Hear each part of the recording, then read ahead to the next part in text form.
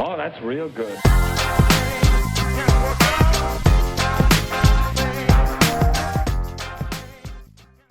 Hello everyone, and welcome to our channel Penny Lesson. We talk about everything finance, from tips on making money and proper investing to news about the different economies and situations affecting the global markets. The goal of this channel is not only to teach you how to be more financially responsible but also to teach you how to be more aware of global events. So why not just sit back and relax while we tell you what's happening in the finance sphere? Be sure to subscribe to my channel and hit the notification bell to be constantly updated on my latest videos. Remember, one penny lesson a day keeps being penny less away. Apparently, there have been speculations that the US is in a recession. Have you heard of news like that lately? Yes or no? Well, either way, why not stick around and find out for yourself whether or not you need to prepare for US inflation. Simply said, a recession is a period of ongoing economic downturn. The National Bureau of Economic Research defines a recession as a considerable fall in economic activity that is distributed across the economy and lasts more than a few months, as the White House so nicely put it. Even if GDP growth has been declining over the last 6 months, other factors must be considered. As they indicate, the committee regularly monitors factors including employment, different types of real consumer expenditure, personal income minus government transfers, and industrial production. Observing those 4 indicators is a fairly safe guarantee that the economy is deteriorating and your nation is experiencing a recession. However, what we are actually seeing in the United States at the moment is not quite that. So let's take a deeper dive. The first major indicator that suggests a possible recession is economic production. As we just stated, the US GDP is now declining. As a result, economic production is declining, and all indications are that this trend will continue. Let's quickly review the GDP spending perspective to help us make sense of this image. Who are the participants that are spending money in the US? Well, there are expenses for businesses to expand, for people to purchase new homes, which are referred to as investment or I, as well as household consumption, which is all the items people buy on a daily basis and is denoted by the letter C, as well as government expenditures for the military and other government jobs, which are denoted by the letter G. And finally, there are all the items that foreigners purchase from the US. Of course, GDP does not include American expenditures on goods. Therefore, GDP increases when businesses invest in new equipment, when consumers spend more, when governments spend more, and when foreigners purchase U.S. goods. However, it does not go up when Americans purchase foreign goods. Thus, higher home spending and overseas purchases of American goods both raise GDP. However, reductions in government, investment, and especially inventory spending more than offset those benefits. And if we focus on the decrease in inventory spending, this effectively indicates that firms are now overstocked and having trouble moving their goods. As a result, they are spending less on inventory replacement, which will impede production. I suppose that's it for economic production, but what about the other 3 variables? Now let's talk about personal income. And when it comes to real income, that is the actual income received by residents after accounting for inflation. This graph shows that it is dropping, and from May to June, actual average hourly wages decreased by 1%, which isn't very encouraging.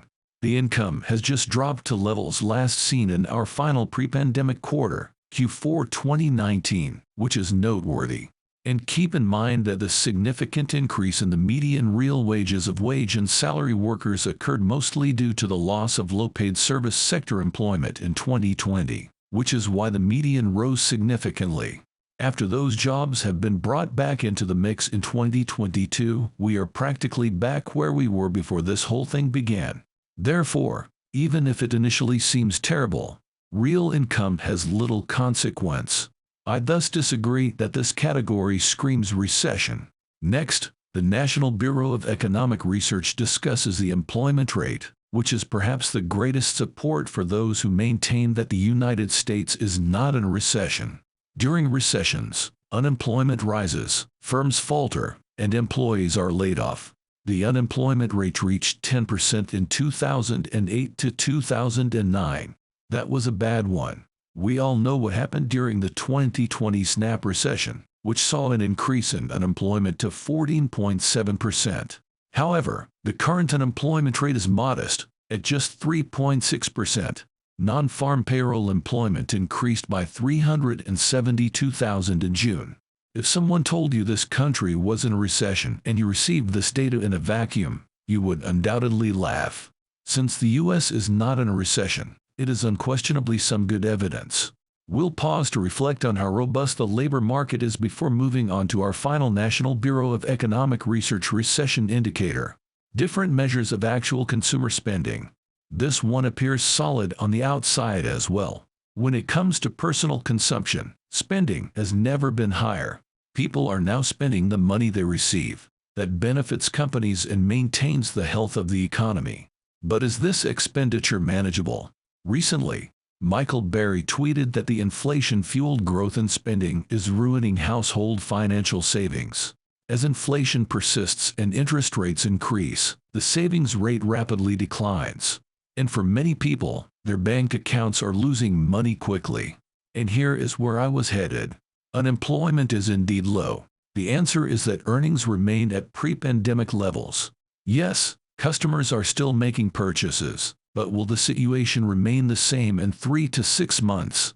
If firms struggle to sell their non-essential items, if earnings decline and mass layoffs take place, if individuals run out of savings as the Federal Reserve raises interest rates to combat inflation, and if industrial production declines. The fact that the White House and Federal Reserve are so firmly stating that the U.S. is not headed towards a recession when there are so many problems that are all pointing toward a worse economic situation seems a little strange to me. So that's my opinion. Nonetheless, for the time being, at least, it does not appear to be a typical recession in the United States. I particularly appreciate the comparison that I recently read on CNN, according to which the current state of the economy is similar to a patient who exhibits a variety of symptoms that may not all be indicative of the same illness. Of course, something is wrong, but if your doctor doesn't know what's wrong with you, they can't offer you a diagnosis. That's essentially where the U.S. economy is at the moment, in my opinion.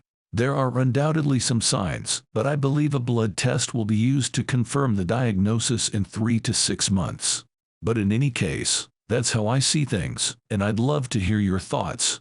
Do you think I'm mistaken? And if so, when will the Fed be able to cease hiking interest rates? Are we about to see a severe recession?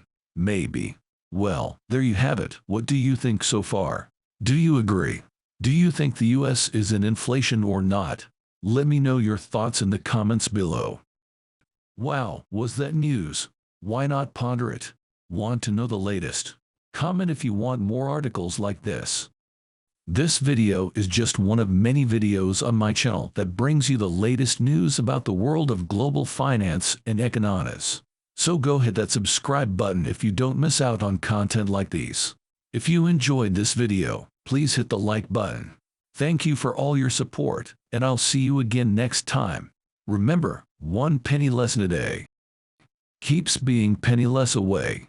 Cheers.